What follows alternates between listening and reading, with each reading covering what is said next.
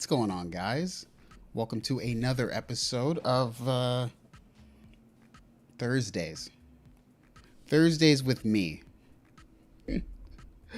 Oh, yeah. So, on today's episode, we have something very, I guess you could call it special, but at the same time, I just did a video on it, so... It's the Atreides nuts, you know what I'm saying? So, yeah, I thought, basically, Tony told me that I needed to use it with something other than a synthesizer. So, we're going to use it with the UnoDrum and the Subharmonicon. You know, we'll see what it's all about. Yo, what's up, Hellbound Hillbilly? Oh, what's up, Cherry to the Living? What's up, man? So yeah, guys, this is definitely you could call it a slow week. So check out the topics. Atreides, our fun Ask Audio articles, all about the things that nobody actually wants to, admit that those articles are kind of weird. So there's one we could talk about, and The UnoDrum survived. It did survive, Douglas. It did.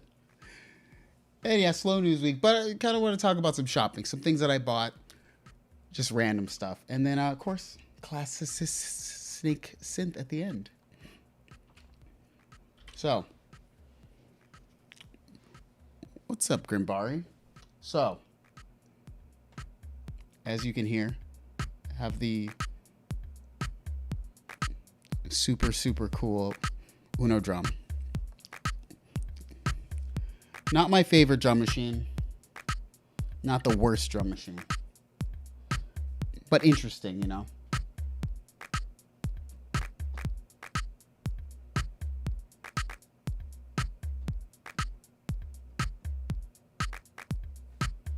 So I don't know. Just mess with this a little bit.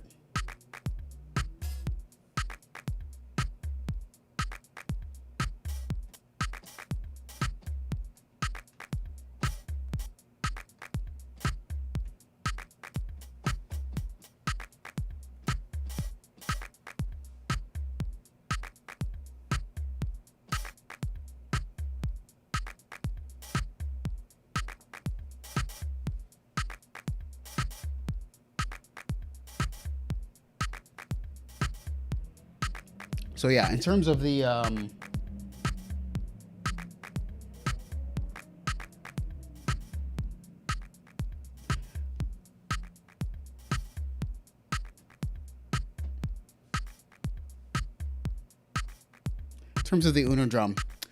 it's not that it's bad, and it's not that I have truly hated it in the past. It's just it's a combination of a lot of things that are kind of weird. One, I don't love the membrane interface. Two, sometimes when there's a strange battery level dip, everything goes haywire.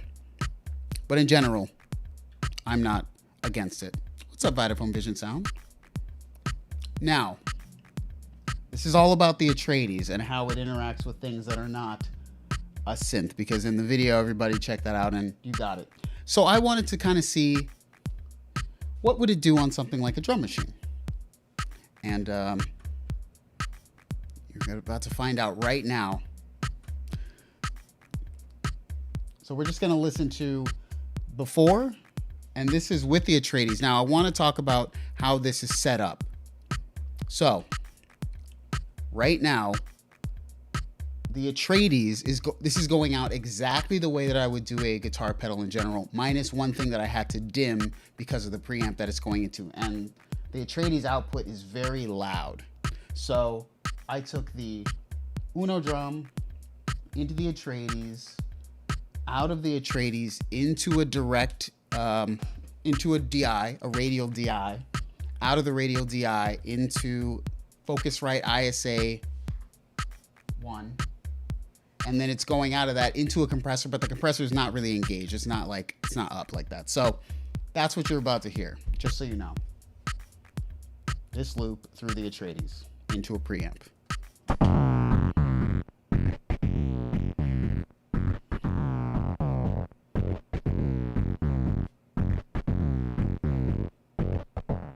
So understand, that's what's happening. Now, you can push it harder, as you can see.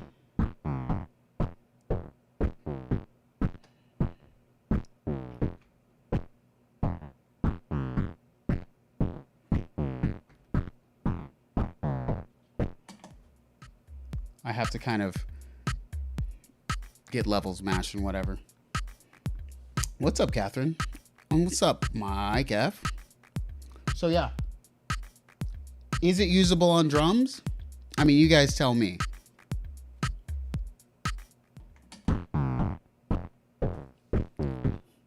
And I'm doing this only for Tony, to be honest.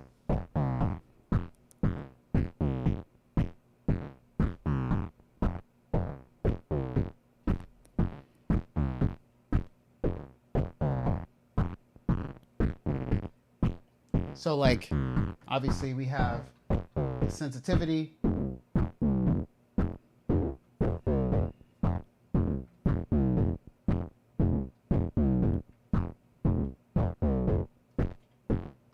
range and the sensitivity. What seems to have the most effect, honestly, is the bright.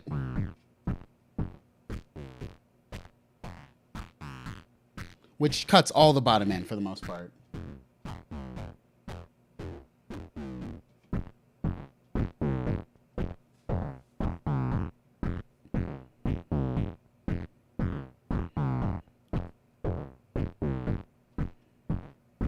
So Alexander Mine says, does it have a mix? And, you know, I want to point that out. That's a very good point.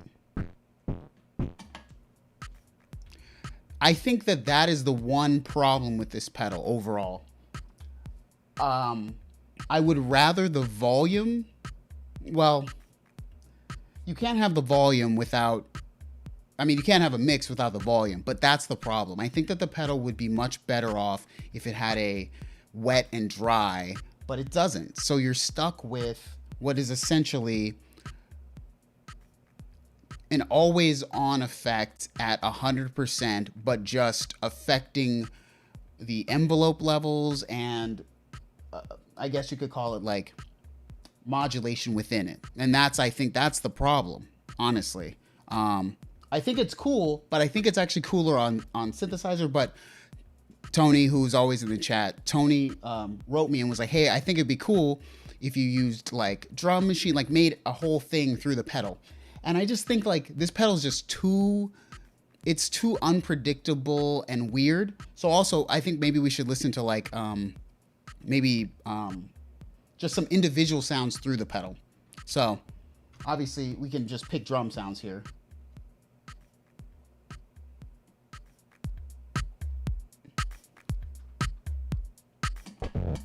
So I'm gonna just stop real quick. And so like we have our snare, we have our, you know, claps, kicks. So like we'll turn it on with just certain sounds, you know? I don't think that that kick does not sound good to me.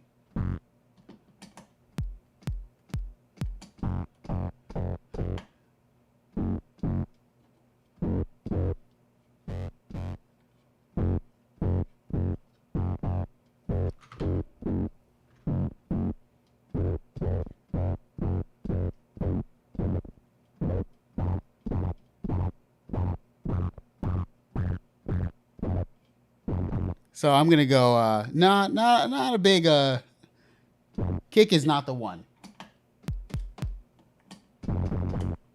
I mean, if you're looking for that specific sound, but no. But maybe a snare.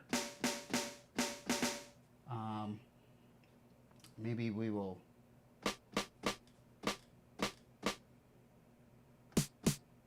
I kind of like that snare sound. So. Mark Lacey says, so did you get your Audio Studio? Yeah, I did not. Instead, I bought other things that are way more expensive than that. So let's just try this snare, you know, kick fart, exactly.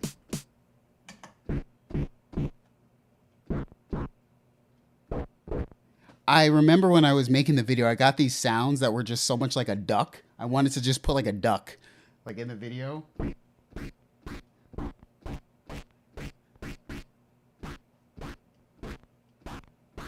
Like this is like such a duck sound, you know?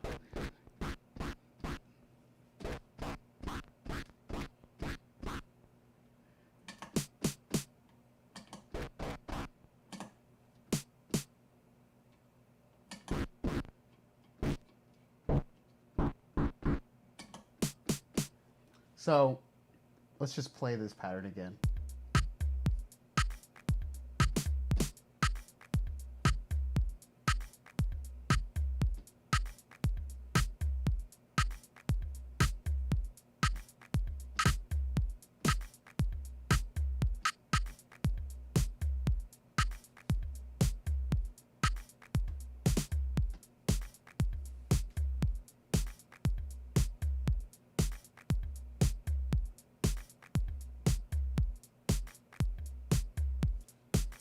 So here it is again.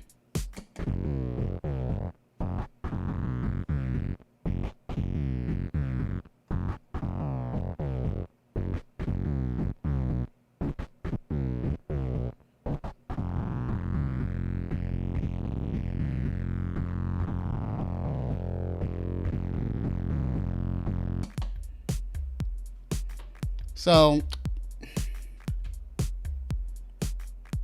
I mean, I tried it before the stream, just so you guys know. I don't, there is maybe a purpose for it, but it's so very specific that I think it's better on synth. So we can switch it to the Subharmonicon and sort of get a different flavor. Joe Rosario says, I love it. It's interesting. Donald Duck beatbox. Yeah. So Kin Nectar says, which I like that name, says if there was only a way you could modulate the control with CV. So that's sort of, that's a thing. When I bought it, kind of knew it was weird and unpredictable, and I was totally okay with that. But that's something that me personally, I never do, and so I was okay getting down with that. But if someone, like, here's the thing, like, I feel like this, if say Way Huge, which they wouldn't do, but because I'm not a pedal channel, but if they were like, hey, we're gonna send you this pedal, we want you to like show it off on the channel, I'd be like, how am I supposed to show off something that is like this weird? So I'm glad I bought it. It's fun, you know, but it needs like a mixed thing. So yeah, now I'm gonna unplug it real quick. I'm gonna let's see, hopefully it won't make too much of a sound when I unplug it. So plug in the so that's the Subharmonicon, obviously, as you guys are familiar with. So just a random patch that I made running through it.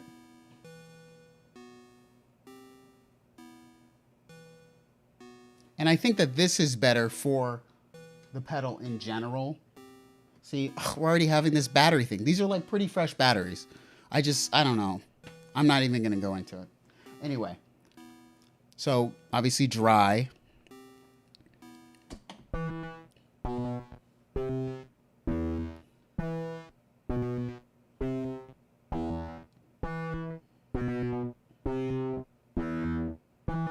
And you can hype like the sub as well, which is cool.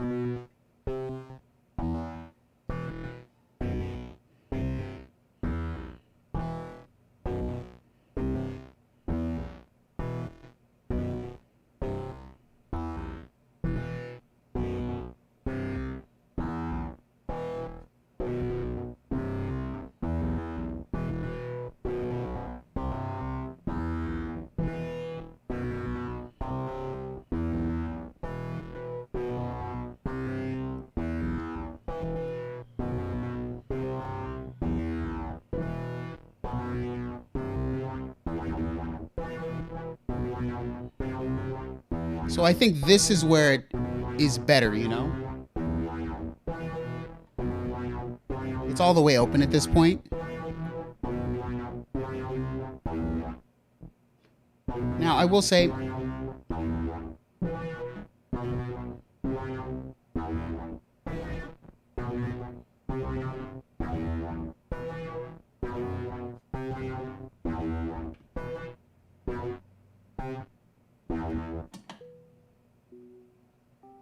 but this is the sound that's going through it right now.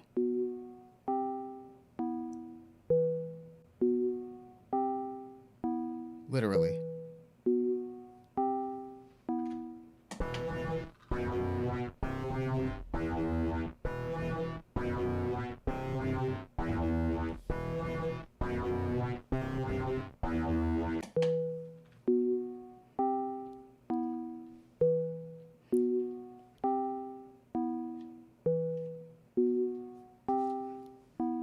Yo, Fernando DX, thank you for the super chat, man. Really appreciate it, yo.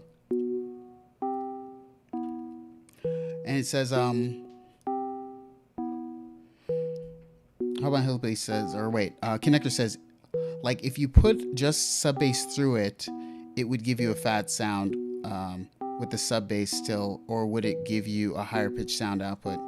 I mean, nothing can ever be 100% on or 100% off. That's kind of the weird thing. And yeah, Mike F, that thing is loud. It's super loud. It's going through a pad on the, like, it's like, see how low the volume is? So the volume's here. And then obviously I'm having to turn it down every time. And it's going through a pad down below. It's going through a pad on the DI.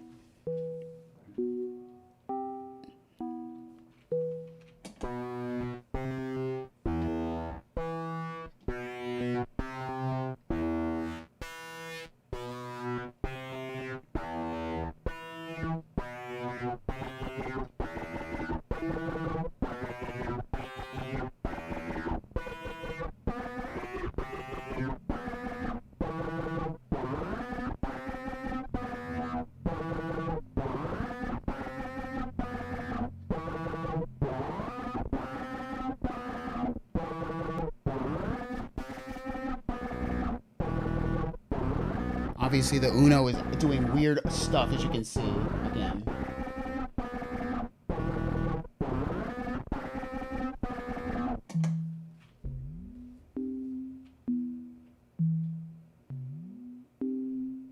But that's the sound that's going through it. At a very low level.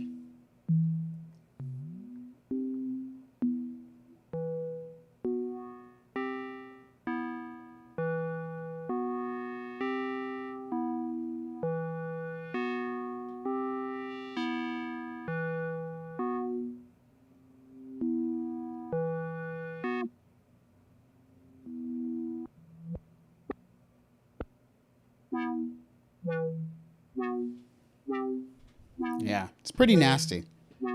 So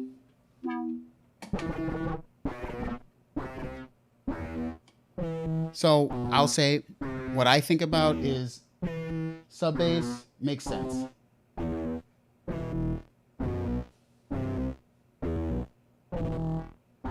In moderation.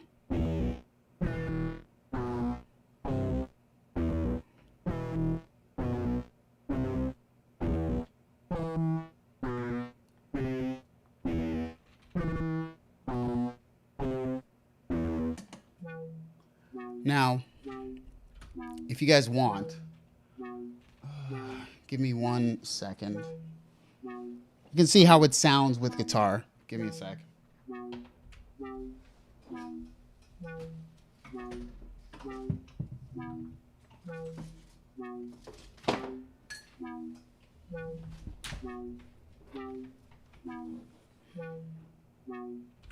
So, in general, obviously, I don't really play guitar on the streams, but just so we have a better understanding of where we're at here. Uno is acting a fool right now.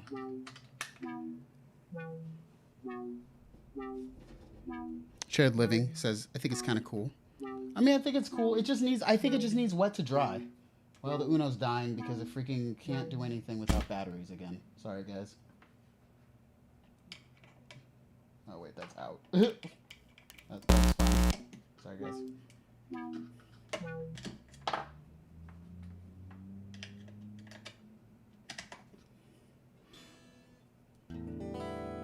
Wow, sort of in tune. Okay.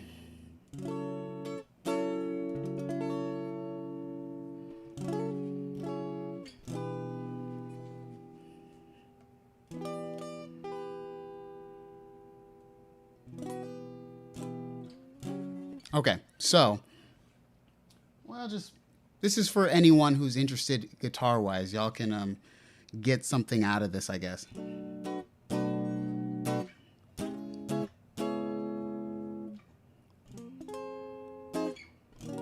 So this is just the normal sound, obviously, guitar. And then everything is down. So that's the sound, everything down. Nothing is up right now, guys. Just so you see. Everything is down on the pedal right now. So, and the only reason I'm pointing and showing this is so that everybody understands this is not, because what I thought what was going to happen with the last video was that people were going to say, well, you're using line input into a guitar pedal. And the way huge pedals have always been good at allowing higher level sources. So just know that, you know,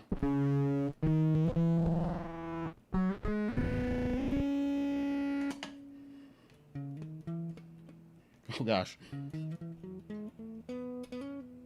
That's all this is.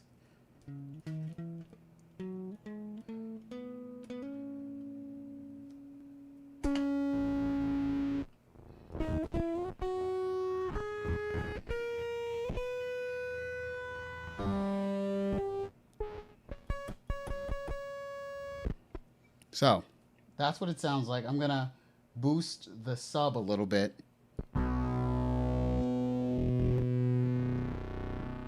So you guys can see. So it could be cool if maybe you're like fudging bass, you know?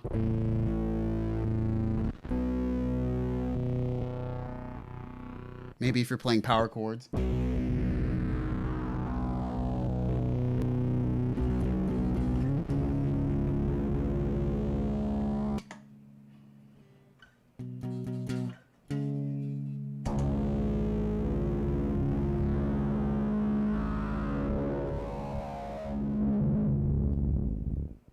I'm gonna kind of give a weird patch here, but that's this. And that's this on the pedal.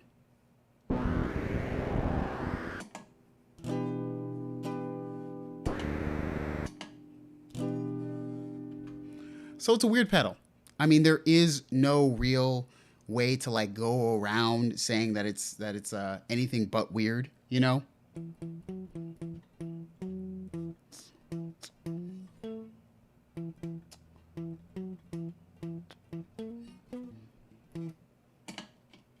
But like I said, for this is just the sub for say like maybe bass stuff, which is like and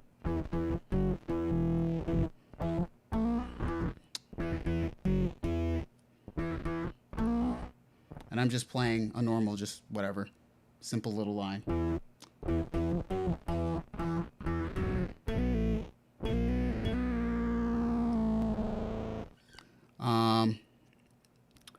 So Kin Nectar said, you said you have a compressor on after it. It is inline, but it's actually not being engaged. The compressor is a, it's an LA3A. So.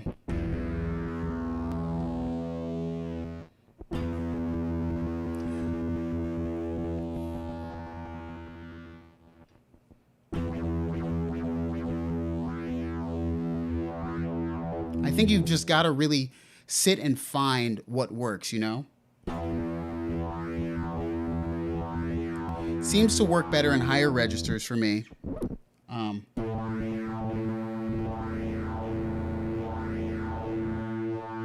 and like not too much harmonic like variation.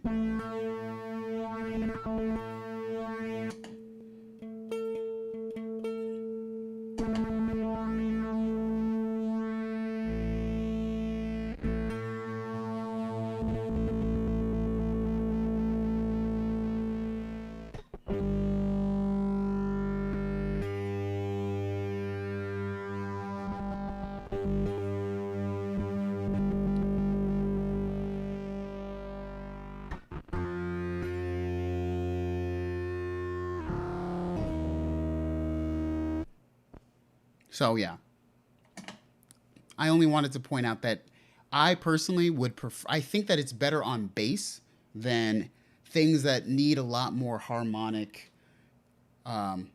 Just, that's me, you know? It's the pedal. It is not the sources, if anyone.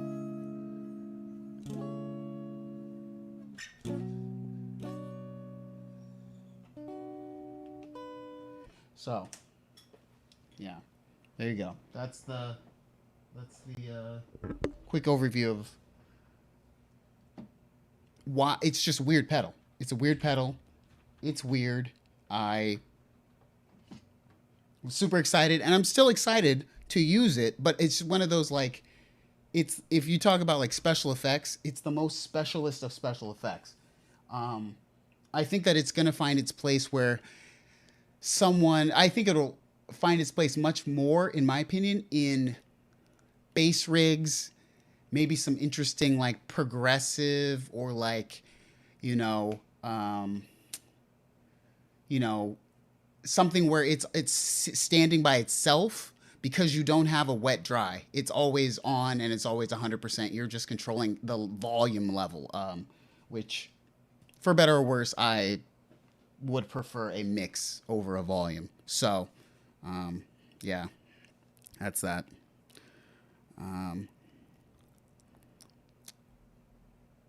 Yeah, I mean, I like it. It's here's the thing. Here's the reason why it makes sense in my mind is because, let me stop playing that real quick. So like, I'm just gonna trigger it here.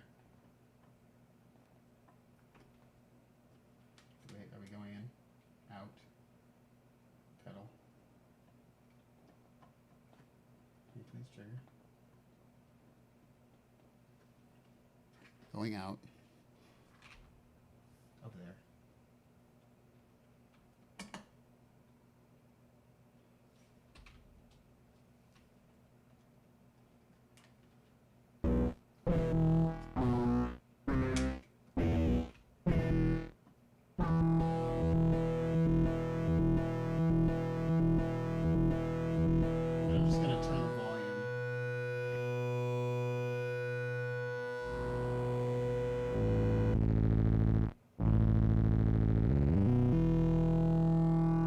This is just one oscillator. This one here.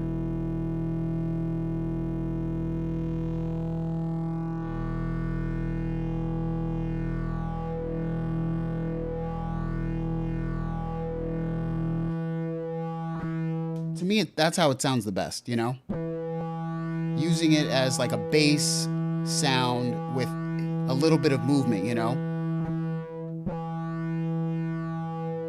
And then activating the sub.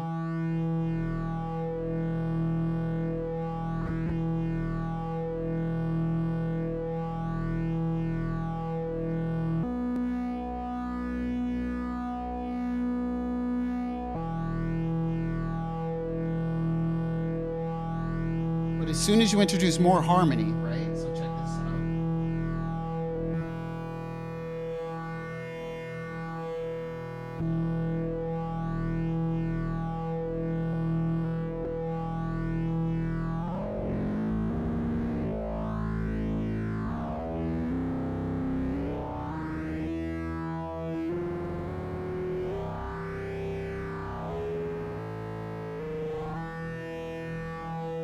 it really works best with things that are either octaves or single notes.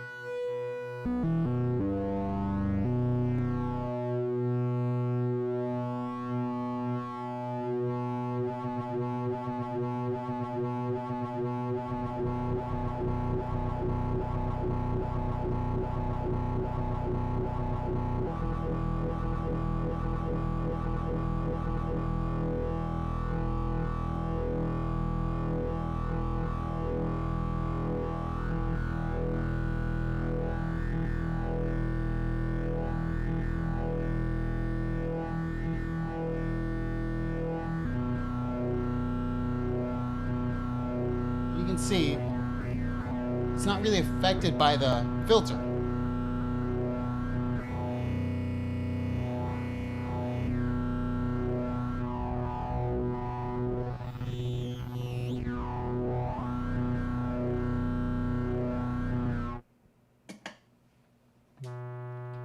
I mean, that's what it is, you know? Yeah. So, what's up, JDL Photo? Starseed Partridge, what's up? So, yeah, I mean, it's kind of a weird stream because, like, well, also, of course, the UnoDrum died because, you know, the UnoDrum can never stay alive. It's fine. I don't even know. So what we're going to do is we're just going to now play.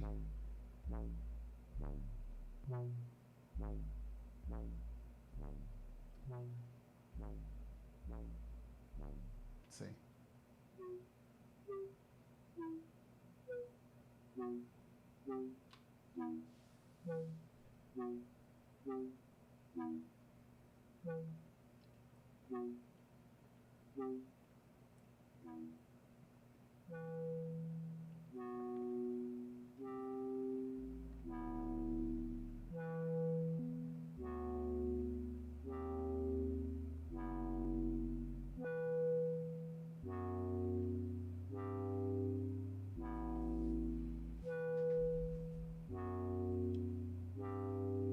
I wish I could apply like an effect over here, but I don't have any right now, so.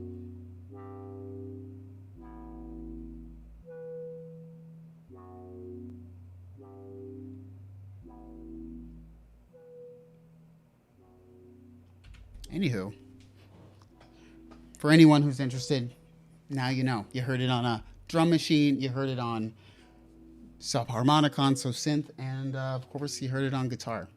Sounds weird on everything, and hopefully that will dispel anybody who was even thinking that it's the level of volume entering the pedal. The pedal is super loud, super, super loud, and it's just weird.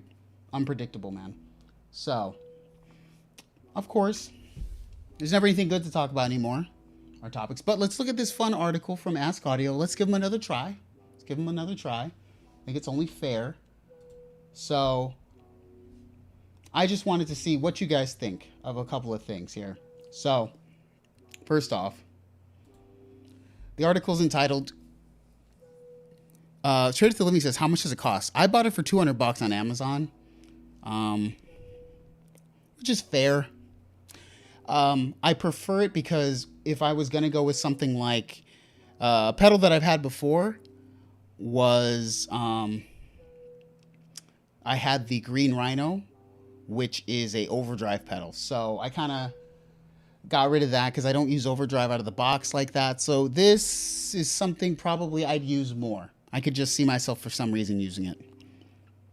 Oh man, that would be so good. Waiting for the sequential hybrid polyevolver P22. I would love that. So yeah, King says, hi Noir, it's totally off topic, but do you like Corinne Bailey Ray? I do. I feel like she hasn't been, has she been around in a while? For some reason, I feel like she hasn't, but maybe I'm out of the loop. Yo, what's up, Catfish 107? Oh, good. Glad you checked out the Atreides vid. Oh, God. I'm waiting for the article 5 best prawn streaming sites for your studio lobby. Yeah. So this article is, yeah, cool hardware synths you can get cheap online. So I just wanted to look at this and be like, what did they pick? And you know, because I think it's, for me, it's never about what they, you know, it's just like always a funny article because it's, you know, they always pick things. So Teenage Engineering Pocket Operators. I don't have any of these, but I feel like they are cool. I know a lot of people have a bone to pick with Teenage Engineering because of some prices, but I think like this article says, it says pocket operators are like between 50 pounds or 50 whatever that is, euros or whatever, and 85, around the same USD. So like 50 and $90 or whatever. I don't have any, so you guys let me know. Is it good? Yeah, Paul Luna says that's more than what I'm willing to pay for the Atreides, because he likes to mix and match. I agree. I just don't use distortion or overdrive enough to give it like its own pedal anymore. So even though it's weird, I do personally like the sub octave part. Like if there is one thing I like, it is the texture of the sub. If I could take just the sub part and maybe the fuzz part and have some way of mixing and blending, great pedal. As it stands, weird pedal. And people are saying, yeah. David McIntyre says, yo, I've been running through all of your videos recently. Love your content. Thank you, man. Any interest in the Novation Peak? I tried it. I mean, I could just get one from Enrique. He lives down the street, but it's not that I'm not interested. I am interested. It's just I'm weird, and I always pick random things that nobody else wants. Apparently, as I'm the synth channel who's gonna cover the freaking way huge Atreides pedal. Real cool. What's up, Chris Hayes? And yo, Rainbow Messenger, what's up? So I don't know. Korg Volca series, yes. I give a nod to the Korg Volca series. Probably not my number one choice for certain things, but yes, for the FM, which they have obviously front and center. The Volca FM is, to me, the best Volca by, like, the Korg Volca FM is so far in front of all the other Korg Volcas. It's like, I don't know. It's just that good. So yeah. And yeah, Catfish says the Volca FM is my unexpected favorite. I find myself getting super distracted every time that I'm sitting there. Open the case and turn it on. Oops. Lost the last hour fully around. Yeah. That's me. I don't know. Did I say, hey, what's up, Benjamin Epps? What up, man? Yeah, so yeah, sure. That's a good pick. Probably either some people's sleeper and or like less than interesting one, Uno synth. I will say, I just got an email today, so not really big news because I talked about it before.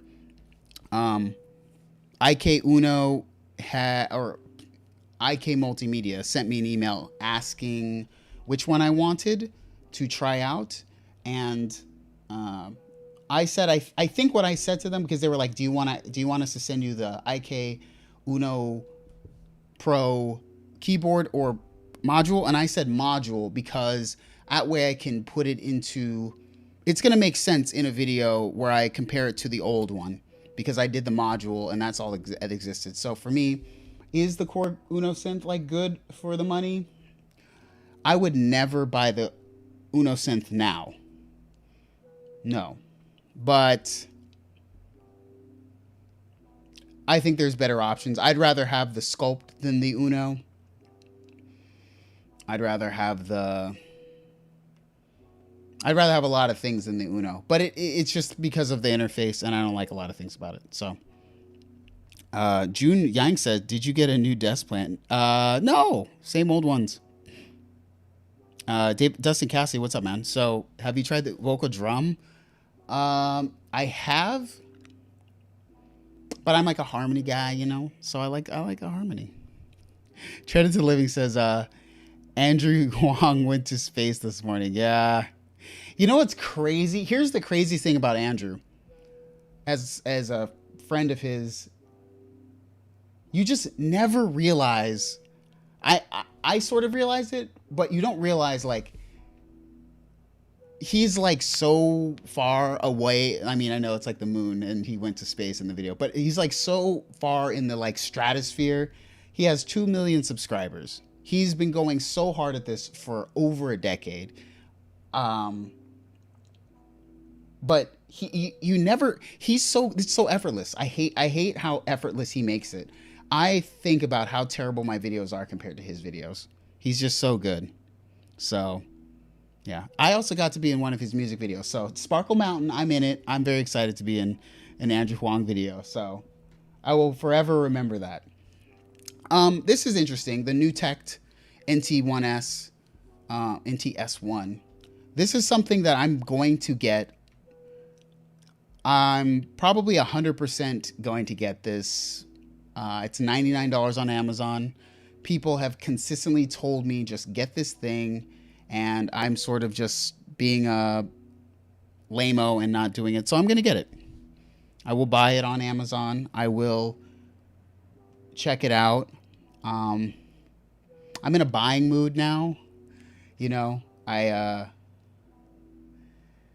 kind of need to get back to a bit more storytelling on the channel, but there's some things that I'm interested in, and so I've been buying, and this is just on the list at this point. So yeah, it's $100. So I don't know, but yeah, everyone says that it's good. So yeah. Time to rewatch Sparkle Mountain. Yeah, Rainbow Messenger. If you watch it, I'm in the frog's mouth. I'm dancing in the frog's mouth, so it's pretty fun. Well, okay, Dustin, you make a good point. Andrew he did do a long layoff, but the new video that came out today, I didn't know he was working on that at all. And then when he did the Sparkle Mountain thing, like I only had to do the tiniest thing for Sparkle Mountain. Literally had to like send some photos. And then he put it all together. Oh man, that man is just, his videos are all, I can watch his videos to the end. I struggle to watch my videos to the end. I think that they're just not that well cut. But you know, he's been doing it for so long. So good. Let's see. Oh, heck yes. This is a great choice. Mine is right there. Right there. That's how much I care. That's how much I care. Oh gosh, this is a terrible thing for me to do. This is how much I care. I love it. It's always around. Always around. Craft is always around. So, great choice for wavetables. Love wavetables. If it were polyphonic, I would prefer it. It could even be 2 voices, which you can kind of do anyway because you could just adjust the tuning. But if it were truly 2 voices, duophonic, it'd be amazing. So, great choice for the Craft Synth 2. I mean, probably my favorite synth, portable synth ever. I don't think anything beats it for me, honestly. Yeah, King. Wait, you're the dude dancing in the frog's mouth? Yes, I'm the dude dancing in the frog's mouth. What's up, 100 Things I Do? I feel how terrible my videos are versus your videos. I don't know. 100 Things I Do, man. First off, 100 Things I Do has a great channel. If you have not seen his channel, he has probably one of the most impressive, I would say iconic and character collections ever. I got put onto 100 Things I Do by YouTube champion, in my opinion, YouTube all-star Alex Ball. My favorite, I don't want to say my favorite synth YouTuber, but he he and I feel, are very kindred spirits. We love to be performers and players, but we also love to be entertainers, as you know. So, yeah, 100 Things I Do has a fantastic channel. Please check him out if you have not. It is, and if you see his channel in combination with Alex Ball's channel, they did the Terminator video, which is great. So,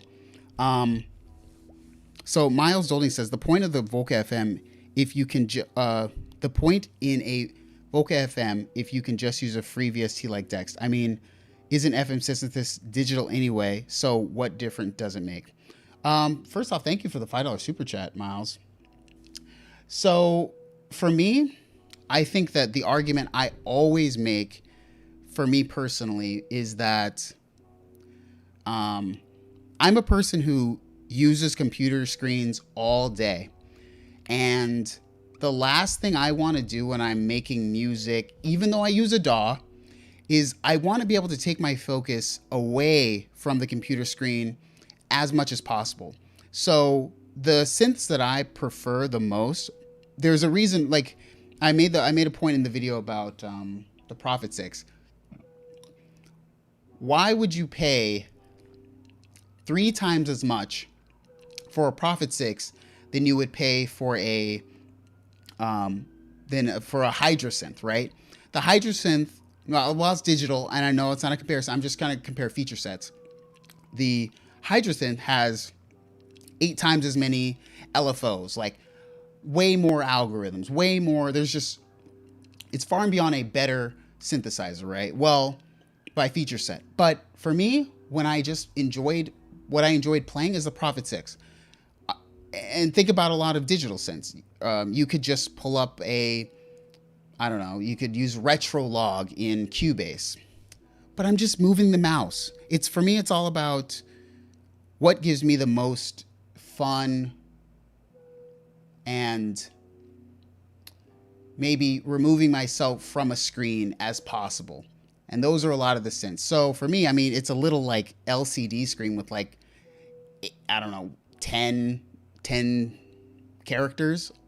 So that's why I like it better. Is it better? Probably not. But for me, it's like the experience, I guess. That's why. Brad from Vision Sound says, I love 100 Things I Do. Yeah, oh, yeah.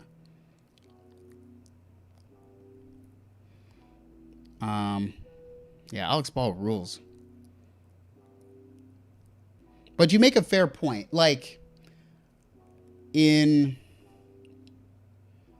I'm the person who comes from the world. I'll be honest. The hardest thing for me when it comes to being a synth YouTuber, musician, is that I just don't really like a lot of things that make other people's practical sense. Practically, what would be good to buy is something like the pigments, and use the heck out of pigments. Well, I like pigments, but I don't have that. I don't enjoy it in the same way as I enjoy using something digital that I do enjoy, or something out of the box that I do enjoy. So, yeah, that's really what it is. Yeah, it's just I don't like looking at the screen. I don't love it. So yes, Craft Synth, and that's it. Okay. So I don't know if we've done this before, but I do have a, what do you call it? I do have a, there's no more. Now, I could do more shopping, but I bought something, and I probably shouldn't have bought it, but I bought something. Probably dumb.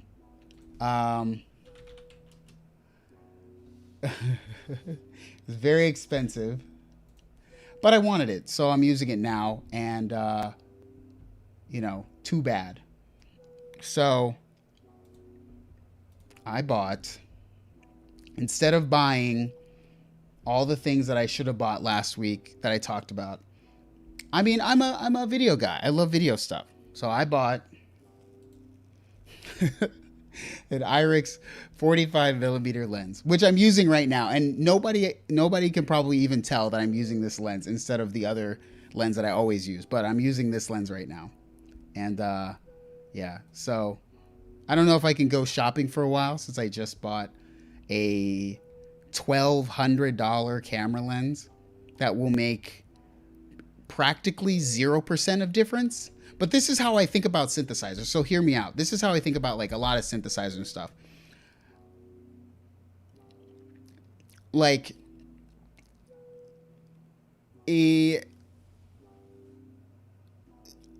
like once you have a Prophet 6, what are you trying to do really in terms of buying more stuff? You know what I'm saying? A Tesla. A Tesla, I wish. Dodge Strider says, "Dear Lord." So like what am I chasing after you own a Prophet 6? A different sound, a slightly different sound. I really like to break it down to, I go rhythm, I go harmony, and I go melody. If something can make rhythm, harmony, and melody, or I can have some things that go rhythm, harmony, and melody, getting the 0.01% difference in sound quality that is ultimately subjective is a terrible kind of a thing. And this is just feeding into that, all right? This lens is the 0.01% difference. But functionally, I think things are good like that. First of all, you guys can't tell because it's over there, but I have to focus on myself half the time. And you know what I hate in YouTube videos? Where the camera is like pulsing and the focus is like going back and forth. I hate that. So I can remotely like control the focus of this lens way better than I could my old lenses that I use. So this is going to help me save a little bit more time. I hope. So far, so good. So far, it's been really great. So yes, I bought this $1,200 lens instead of buying a new interface. So, you know, so sue me, I guess. So I don't know. Synthetic says 1,200 is cheap when it comes to photographic, especially telephoto lenses. Yeah, I mean, I just want it to be. I mean, you could spend incredible amounts of money on stuff, but you know, for me, it's all about faster. I want to be faster and more efficient so that I can make more videos, better videos with just that's what I want. In terms of same with music. That's why I don't use my modular for making music, because it doesn't make me faster and it doesn't make the music any better. I love faster and better and more quality if I can, subjectively, of course. Yo, Tread to the Living, dope lens. Yeah, I'm gonna need those $9.99. I'm kidding. Thank you everyone for supporting the channel. Tread to the Living always coming through. I truly appreciate it. I appreciate it. See, perfect, Dawn Strider. You make a good point. This literally was a treat to myself. Also, all fairness, I'm a frugal person. I bought the demo unit. The store only had a demo floor model, and that's the one I bought. So this is a floor model. I'm good. Canon or Nikon. So someone says EF or Micro Four Thirds. It is a this is the Canon mount. It is the EF mount. I only have Canon mount cameras except this camera. This is my which we switched out recently, which is awesome. This is the Blackmagic Pocket Cinema Camera 4K. That is obviously the Ursa Mini Pro. So yeah.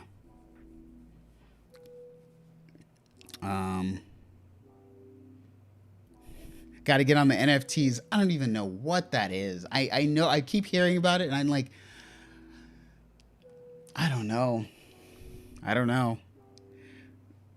So, whoa. You crazy. Okay, so I had to read this Vitaphone Vision sound real quick, but Miles Dolding, yo, thank you again for the $5 super chat, man. You do not have to do this. That's like $10, a lot of money, man. But what polysynths would you recommend? I was gonna buy the Derringer DeepMind, but I'm torn because I don't like all the drama that they created semi-recently. Well, you know, I will give you my perspective on the entire Behringer thing. So thank you again for the question and the super chat. I will just say that I had a very personal take on the entire Behringer. Um, it started back with the Moog Model D and the Behringer. That's when it kind of started. And my personal thing is, I think when you start digging down into the history of a lot of companies, and I don't like to speak about this, but I'm going to because that question was asked, and you will find that a lot of the companies that you want to use don't have the cleanest track record. And how do you go about being okay with that? Well, I would say that you really have to decide if where you stand on those kind of things. I mean, we all vote with our wallets, right? But, a lot of companies have had bad things happen and they still exist and they've grown bigger. In terms of Behringer, I think that the DeepMind 12 sounds fantastic, but I've used the DeepMind 12 and I just don't like the overall build quality. At the price, I think it's okay. But when I buy a piece, I know this is going to sound a little bit, I don't know, as a reseller, what a way. If I buy something for my studio, I want it to retain its value for a while. So I'm going to go with brands that hold their value. If you look up a Moog from 5 years ago versus the DeepMind 12 from 5 years ago or so, the difference in price on eBay or secondhand is going to be drastically different. If let's just say you look up a Sub 37 and you look up a DeepMind 12, the percentage that it has depreciated over that same amount of time will be starkly different. It's just be totally different. So, yeah. But I think that I own Behringer stuff, so I'm not a person to poo-poo Behringer. I just think that personally, I like companies who are gonna just do a totally different thing, do their whole thing. That's my personal thing. I don't care if Behringer does clones of everything. They can clone everything, but wouldn't it be cooler if Behringer's like pushing the envelope, like they're going forward? I don't want to see things redone over and over and over. So I don't know. So hopefully that answered. Vitaphone Vision Sound. I saw this. You said that's why I picked up the Behringer, the Sony FE 28 to 135 f4. Yeah, and it's like you said. It's all about. I think it's just all about efficiency. But Jesus, that lens is. How much is that?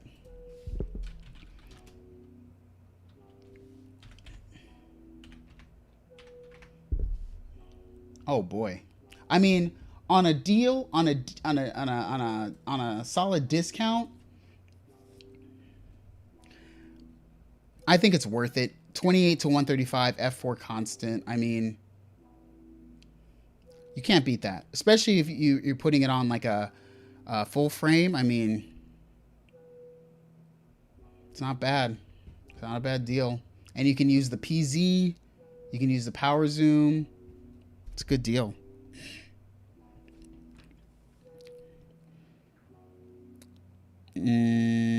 So, oh really? Korg and Roland were slapped recently for price fixing, yet no one covered it yet because everyone likes to pretend Behringer is the only one that has unethical practices. I didn't know that. Oh wow, A7S2. Let's go, Vitaphone Vision Sounds. It's time to step up. Let's go with that FX6.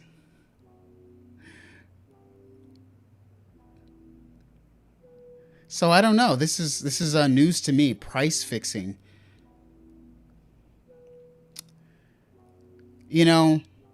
That's kind of a hard one for me. I don't want people to like point to single out Behringer as something like that. It's not. I don't really have a dog in the fight because like, in all reality, Behringer is just like every other company in the synth community. Behringer will send you stuff for free to review it. If you have a large enough following, they aren't like some like kind of like off to the side offshoot company that's like, you know, champion of being different. I mean, they're like every other company. Like if you have the following, they want to send you stuff to get it out there. So I mean, the only thing I have nothing against Behringer as a company personally. My issue has always been with what comes from it. If I choose, like, I made a video about Behringer, just like I've made one video positive about Behringer, and I've made one video that's questioning cloning things, right? It didn't matter. In both videos, it was literally the same amount of thing. Just a bunch of people overreacting and fanboying either Moog or fanboying Behringer. Like, I just don't want that. I don't care to be in the, like, super, like, overly political, like, you know, I just don't care. I don't want it. It's annoying. And all companies they're all, yeah. Yeah. Yeah, Wiley Deb says they all want profit. They are businesses. Yes, they all want profit. Every business is a business. That's what it is. So, yeah. Interesting that nobody has ran that yet. I'm surprised. You know, but you got to be careful. That's what I'm going to say. You know how it's easy to like dogpile on things? That's kind of probably what happens. And also, let's all be very, very, very, you know, Korg, Roland, these companies come from the old school. I've never worked with Korg or Roland directly. But they still go old school. You know, they go to websites, they pay for reviews. You know what I'm saying? So yeah, whatever. I mean, I'm not going to talk about it anymore because it's just, you know, I don't know.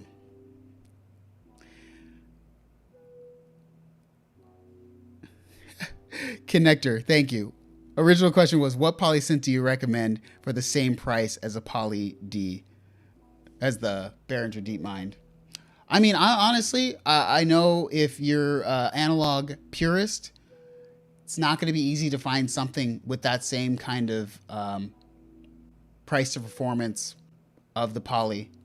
But I would suggest the Hydrasynth if you're going to go that route. I would even suggest, it's more expensive a bit, think about the Matriarch secondhand. It's more expensive. It's way more expensive, but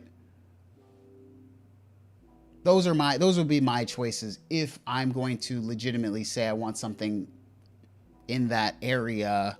But Matriarch is like 2,000. That's a little bunch. You really got to go secondhand with that. Sorry about that. Sorry for kind of going off topic. Thank you for pulling me back. Appreciate it. I like the argon. I like the cobalt. You know.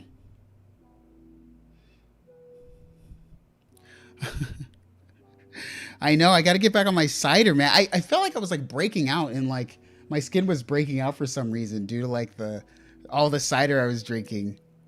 I respect you did your follow-up D video and got your hands on one. Also, yeah. Thank you, Vitaphone Vision Sound. Thank you, man. So, yeah, you know what's crazy? Here's the craziest part. I said this before. The problem with YouTube is that everyone comes in and just reads. Oh shoot, Tyler Dream says Dave Smith Prophet 8, or you also ref 2 desktops. Yeah. Connector says what about the JDXI? JDXA, which I still have. I haven't even shown that off. But yeah, Vitaphone, you said, yeah, the follow-up. that's the thing. Things change, right? I had to make that video about the Behringer Model D because I made statements about it as someone who hadn't used it. And you can do that, but I feel like as a person who is legitimately trying to be a person who's serious about things, you can speak about something in I bet it's going to be like X, but you must then use it and then see if your thoughts are founded or unfounded. And so that's what I had to do. A lot of people came into the most video on my channel is that Behringer video where people are like, oh, but Moog, like, how could you say this? It's like, well, but what am I supposed to do? Say it sucks just to say it sucks? I bought it. It was $260 and it sounded good and it felt good. Now, a lot of people pointed out, well, it's going to break. You can't get it serviced. There's a lot of things, but like, I mean, I don't know. You know, I don't know. If my experience wasn't that, I can't speak about that. I just can't. So I didn't. But yeah, a lot of people didn't like that video and it was like very annoying. So yeah, I just don't do it. Review the Access Virate TI2, please. I wish.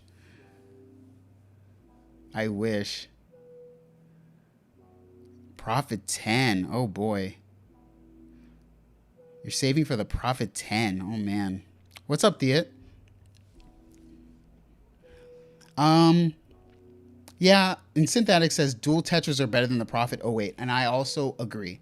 I would never, I know this is a thing, I would never get a Prophet 08 now. Just get the Rev 2. I would never get a Prophet 08 now. No. Connector says, but your call would be to save up for the JDXA. No. JDXA is fine, but not in a million years would I save up for a JDXA. The JDXI to me is better than the JDXA. Absolutely. Because of how it's set up. Theater, I'm doing good. I can't complain. Yeah. For me, how I used the Tetras was I made sure that I made preset things all the time. And also, of course, the cool thing about the Tetras is the polychain. So you can go through the voices 1, 2, 3, 4, 5, 6, 7, 8. It shows up on the little lights. It's great.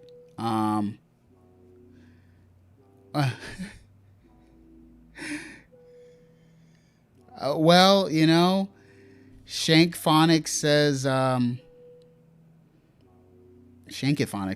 wait a tick. I thought you were all in on Electron now.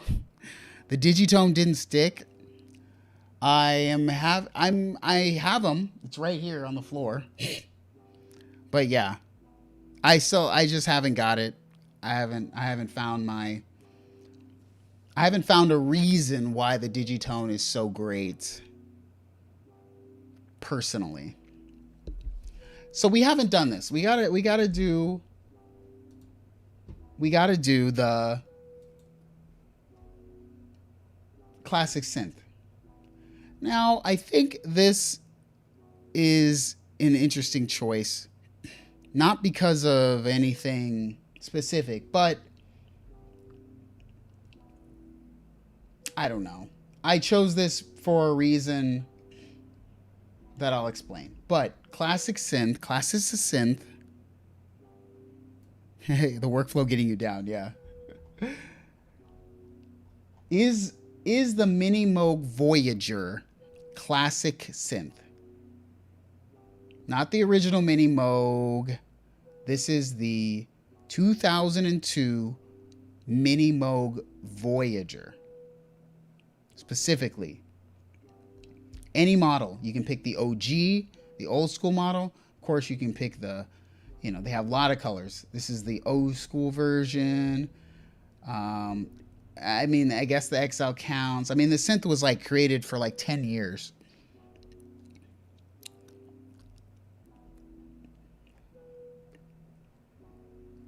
You know, people are saying, so JDL Photo says no.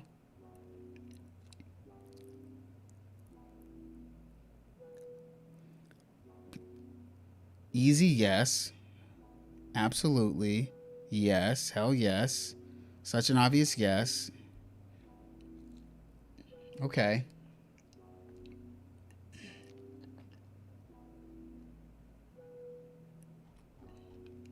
I would say this, me personally, if I was going to get a Voyager, I have to get the XL. I don't even think there's a reason for me to get. I mean, that'd be so boss if you got the XL, right?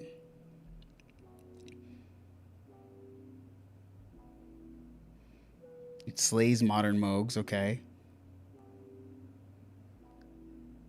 I mean, it's based, yeah, I mean, it's based on the original, so that makes sense.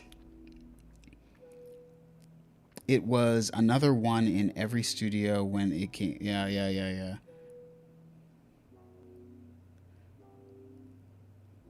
Yeah. It's a good point. Um, JDL Photo says 37 sub 37 is a smarter buy. Yeah, I mean, if I'm gonna buy one, there is just no reason to buy a Mini Moog Voyager. I do wonder how much they go for on the open market. Let's go to eBay. I don't know why I always go to eBay. Um,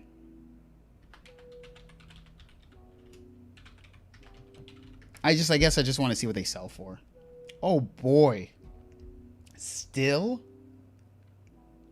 These are like, I gotta see the completed ones. These are just people wanting that much money. Oh wow.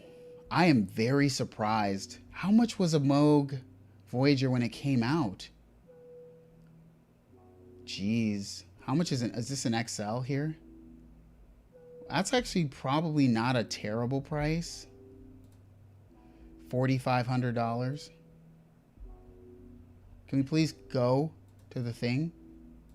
Jeez. Go. Thank you. Great pictures, by the way.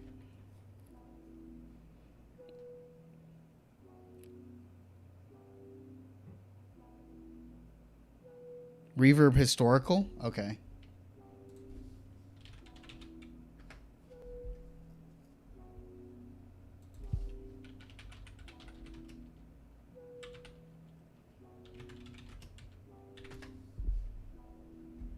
Let's see. Historical. Where is that? How do you do that? Oh, here we go. So it only goes back to okay, what is this? What is this?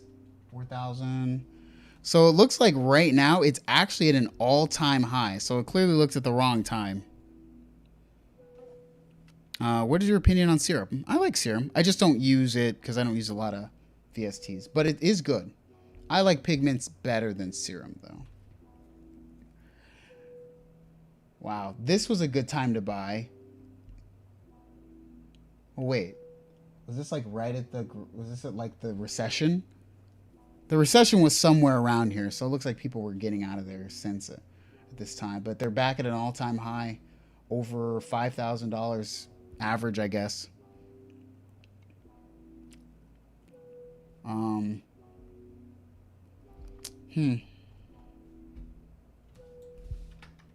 Let's go with the normal Voyager. Oh boy.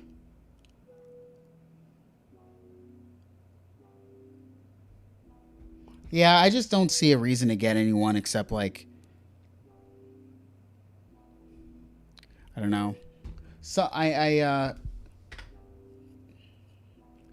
how much? Let's see. Look at all the things I look up. All the things I want. Let's go to the 002. How much is that? Oh, there's no more. Dang. Dang, they never come around. Well, let's see the XTK. Still up for sale. What is another synth that I buy? Okay, here we go. Deep Mind. 12. Look how cheap this is. And it's probably an all-time high again. No, it's way down. You could snag them for under $550.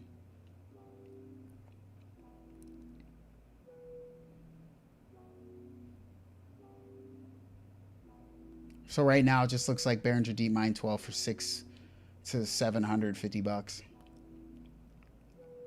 This one's like a little higher, but I think this is like new. It's probably new. Yeah, it's brand new. $800. 12 voice. Sounds great. I don't like the keys. I absolutely do not like the keys. I don't love the sliders. But what a great design. Imagine, and here's something I want to point out, right? Imagine it doesn't say Behringer DeepMind 12. Imagine this says, I mean, Moog wouldn't make something that's like this because it's too much. Imagine this says Modal 12, Modal DeepMind 12. This would be so amazing if this said like Modal DeepMind 12, right? So I know, you know, the price is really like, let me look like,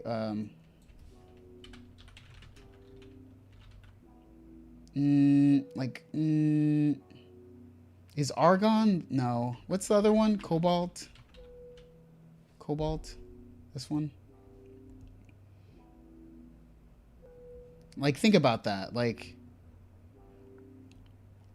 I know it's new, but it's like, I don't know. I mean, I haven't tried the Cobalt, so I can't really say. But yeah, if it said Arturia, imagine this one is Arturia DeepMind 12. People would go crazy for that. You know? So, yeah, people would eat this up if this just said Arturia DeepMind 12 instead. But it's just how it goes. Like, I wonder how much a Arturia... what is that other one? What was that? What was that? What was the big one? What was that thing? Matrix Brute. Was that the one? Right? Matrix Brute. I think it was. I can get a Matrix Brute for $12.99 now. I don't know. Deckard's Dream. Does it have presets?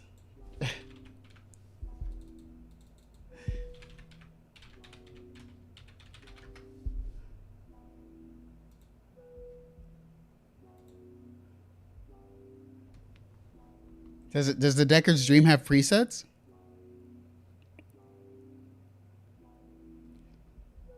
I feel like no. Oh no. $500. It's like a CS80. Wow. Prices are high.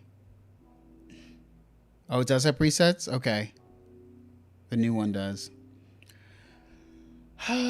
You know, this looks good. This Polyend Medusa. I think. Oh no, is it the Polyend? Wait, what? Wait. Why don't I? Have I never seen this before? So what is this?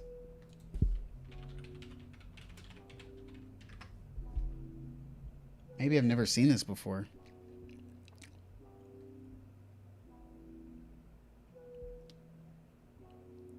So what is it?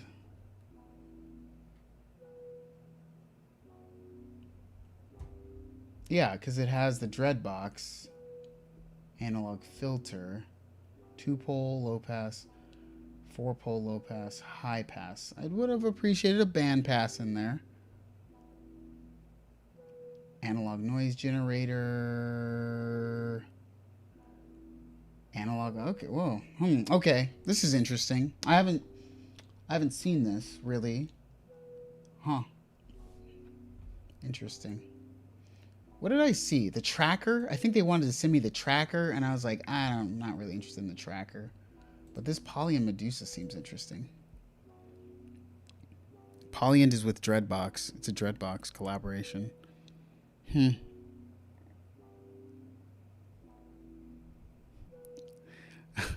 Behringer does a CS80, I bet the hater is going to get one. Probably. Let me see.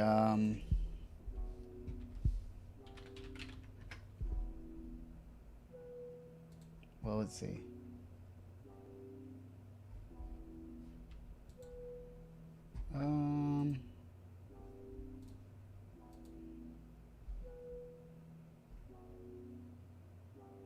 So it's a hybrid synthesizer. Okay. We're gonna have to check out some videos. Doesn't seem that expensive. $1,000. Could probably buy it at Perfect Circuit. I'd probably get my hands on one from Perfect Circuit. Yeah, they sell a Perfect Circuit. Let's see if it goes to the actual. No, it never does. They need to do that. They need to update their links every time.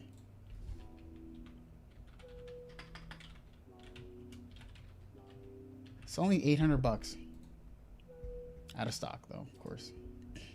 Well, somebody's buying it. These pictures suck.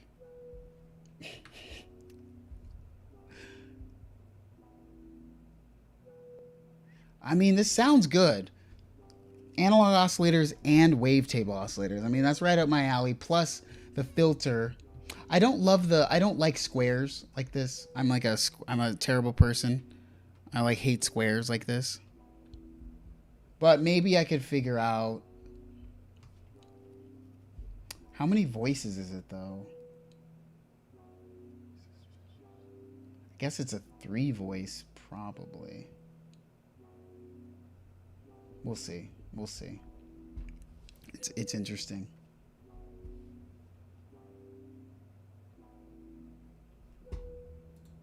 Anyway, guys, that's it. We have reached the end of a stream.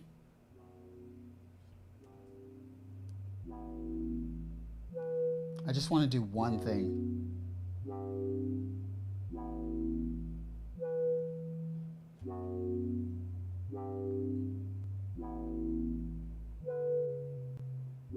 I just want to get this to a different note.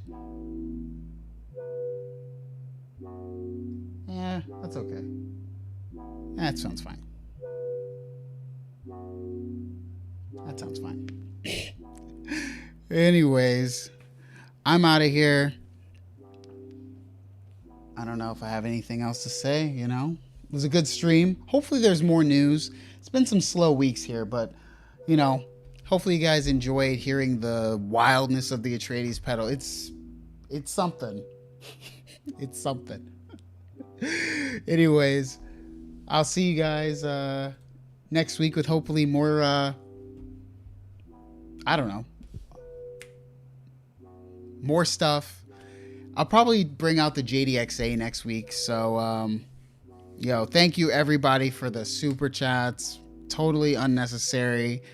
You know, Traders of Living, Vodafone Vision Sound. I feel like there was a lot of people who I hadn't seen before, which is very cool.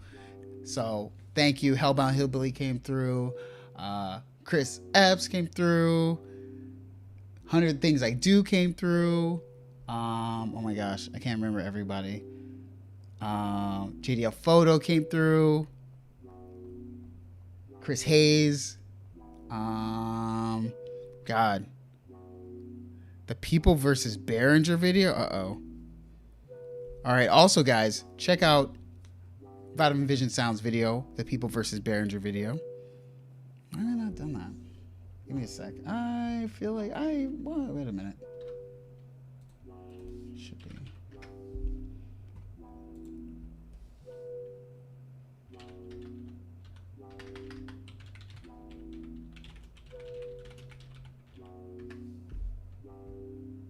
Yeah, weird.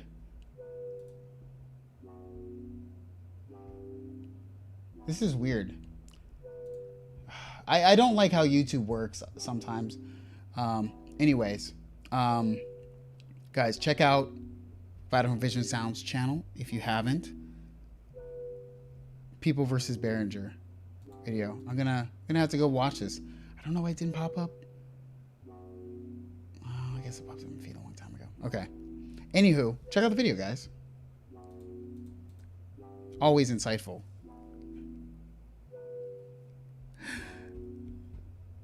Anywho, I will see you guys next week. We're going strong. Never taking a week off, guys. Catfish 107 says, before I go, where can I hear your music? In every video on my channel. Or you can check it out on YouTube Music. There's about 3 albums worth on YouTube Music. But you know, that's where most of it is. I'm working on music. It's hard. So yeah, we'll see. But yeah. Anyways, thank you, Chair to the Living. All right, guys. I'll see everybody next week. And you know, another video 2 weeks. So thank y'all. I will keep watching the skies.